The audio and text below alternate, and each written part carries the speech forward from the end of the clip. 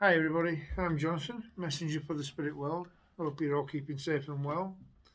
I have a gentleman with me um, called James.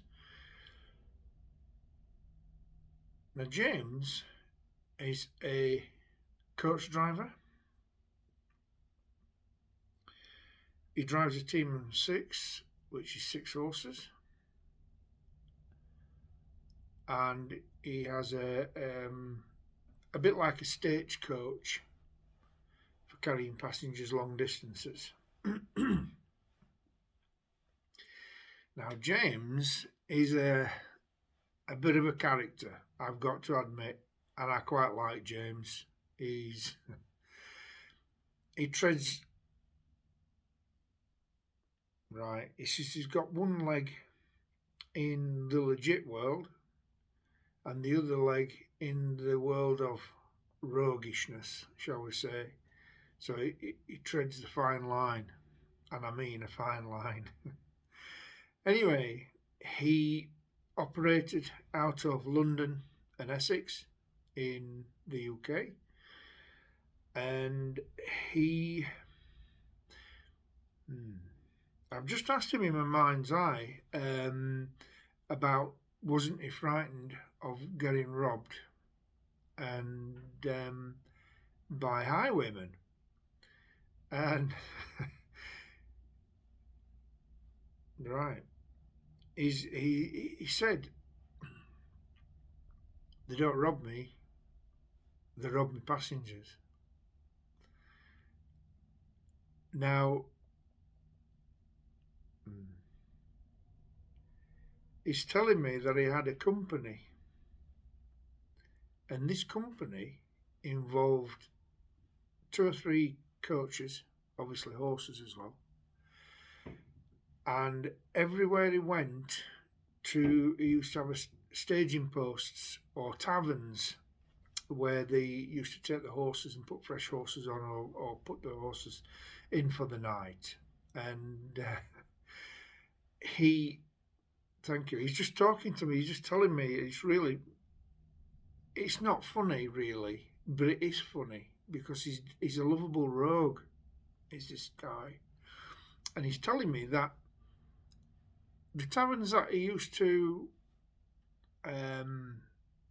go to, like a place called the Old Bell in Essex area, he says highwaymen didn't bother me because they worked for me. And he says, I never hurt anybody. He says, I made sure that nobody got hurt. He says, I'm not saying that they didn't shoot the pistols as a warning, but he says nobody got hurt, and he used to make sure that nobody got hurt. And he said that they used to, it was, I think what we'd call it today is a syndicate. The highwayman, he would stop at certain rendezvous points where a highwayman would come out. Right, this is not the same place every time, and sometimes they didn't do it at all, so they couldn't get caught by the authorities. He says it stopped at certain places, like crossroads and things, and a highwayman or two would come out, rob them, strip them of the clothes. He says we used to leave the ladies' modesties, but the gentlemen get stripped down to their same breeches, and we take everything. If the man was armed, they'd take the weapons and leave them, basically. They'd get back in the coach, obviously, once they're gone, because the driver would be frightened and all the rest of it. Told to come off the carriage and, or else he'd get it and all this sort of stuff. And it was like a big pantomime for these people. And he says, we'd rob them. He says, and then I'd drive them away to the tavern where they couldn't pay, so they'd put them up as an IOU would be signed, and they'd forward the money on, plus a thank you. And he had it really sewn up and really neat. He says, people will think bad of me, but he says, if you didn't make a living, you either made a living honestly and didn't make anything, or you tread the fine line and work with people instead of against people. He says, then you made a tidy living. Now, this chap's quite a portly gentleman. He liked his... Right, okay. He said he liked his lark's tongues and his... right, and his mutton and his wine. He liked that, and he liked his ale and a glass of port, and that's what I used to like to drink. He says nobody got hurt. He says it was just a big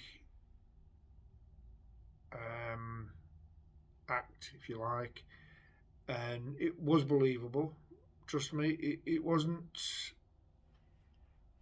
like an act you see in a film. It was, people thought it was real or frightened, but nobody got hurt. And he says, yeah, he says, I have paid for it, but he says, I either had a good life or I had a bad life. He says, and I'm not having a bad life. He says, and I've got my horses to think about and my company. He says, and my associates. He says, and we all used to have a good life. And he says, we never got caught. He says, because we didn't do it all the time. He says, and right, okay. But he says that nobody got hurt. He says they can afford it, so we helped them take some money off them. He says they were going to spend it on gambling and booze anyway. So he says, or drink. He says, so we're just helping them. He says that's all. And yeah, okay, no problem. He's saying, I hope that people, when they watch this, that they don't think any bad of me. He says, because you would have done the same if you'd have got the chance. All right, my friend. Okay, he's pulling away now. He's told me his story, and that's what I'm here for, to give the voice to the voiceless. And thank you so much for tuning in and supporting me. I really do appreciate it, and thank you so much. If you're new and you like what I do, please hit the notification bell, and I'll see you in the next one. God bless you. Bye for now.